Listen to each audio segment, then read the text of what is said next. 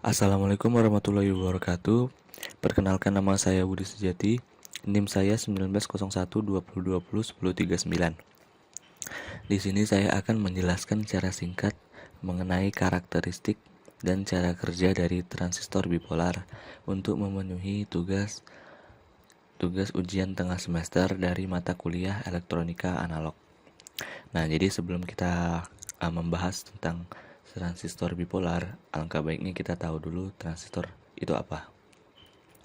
Jadi transistor itu adalah komponen semikonduktor yang memiliki berbagai macam fungsi.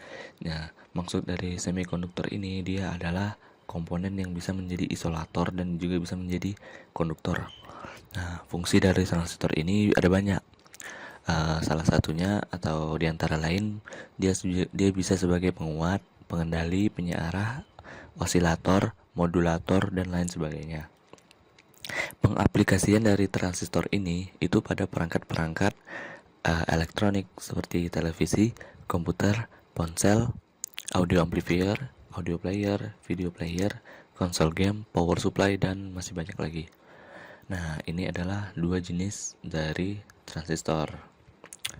Yang pertama adalah BJT atau bipolar junction transistor, dan yang kedua adalah FET atau field effect transistor.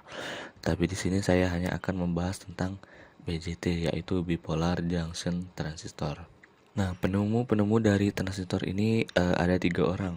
Yang pertama William Shockley, yang kedua John Barden, yang ketiga Walter Brattain. Ini maksudnya mereka bertiga yang menemukan secara bersamaan. Ini mereka temukan pertama kali pada tahun 1948 dan dipakainya secara nyata itu baru pada tahun 1958. Nah, jadi kan kita berpikir sebelum adanya transistor, jadi komponen-komponen elektronik itu menggunakan apa?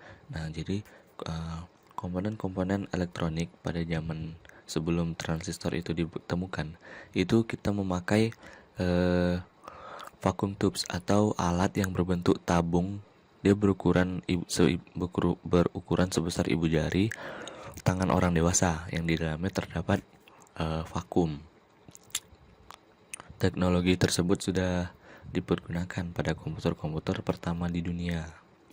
Jadi sebelum transistor itu ditemukan, kita memakai vacuum tubes untuk digunakannya pada perangkat elektronik. Nah, di sini adalah table of content yang dimana akan kita bahas. Yang pertama transistor bipolar, yang kedua PNP, yang ketiga NPN, dan yang ketiga karakteristik atau cara kerjanya. Nah, kita masuk pada transistor bipolar. Jadi, bipolar junction transistor itu adalah perangkat semikonduktor yang dapat dipergunakan sebagai switching atau amplifikasi. Nah, maksud dari switching ini dia juga bisa sebagai stop kontak. Jadi, karakteristik dari transistor bipolar ini adalah dia memiliki 3 kaki atau 3 lapis, yaitu yang pertama kolektor sebagai pengumpul, yang kedua basis sebagai dasarnya, dan yang ketiga adalah emitor sebagai pemancarnya. Jadi fungsi-fungsi dari kaki-kaki tersebut, yang pertama misalkan dari basis ini fungsinya dia untuk mengatur jalan arus elektron dari emitor ke kolektor atau dari kolektor ke emitor sesuai jenisnya, sehingga kaki basis ini mempengaruhi kerja dan fungsi dari transistor tersebut. Nah, kalau kaki emitter ini itu fungsinya sebagai gudangnya elektron atau tempatnya berkumpulnya elektron sebelum dialirkan ke kolektor atau basis. Sementara kaki kolektor ini fungsinya sebagai tempat pengumpulan elektron.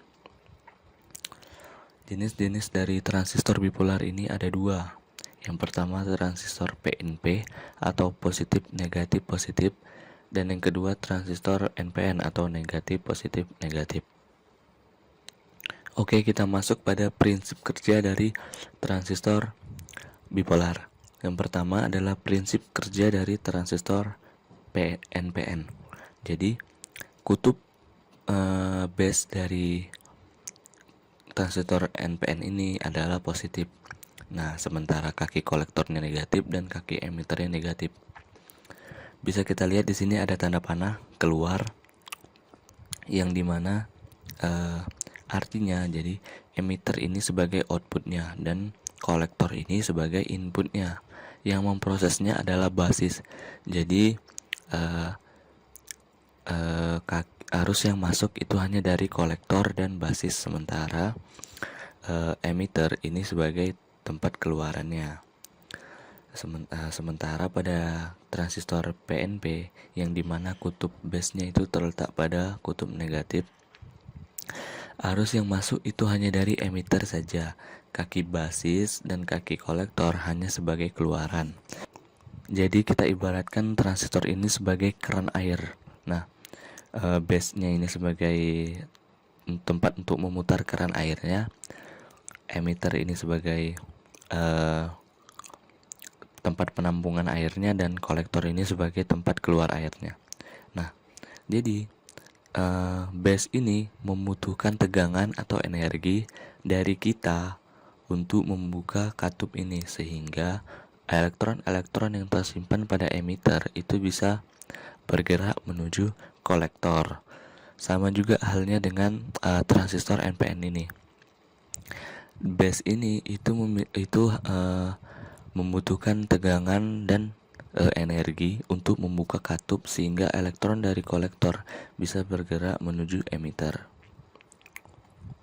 Kelebihan-kelebihan dari transistor bipolar ini, yang pertama adalah kemampuan drivingnya yang tinggi.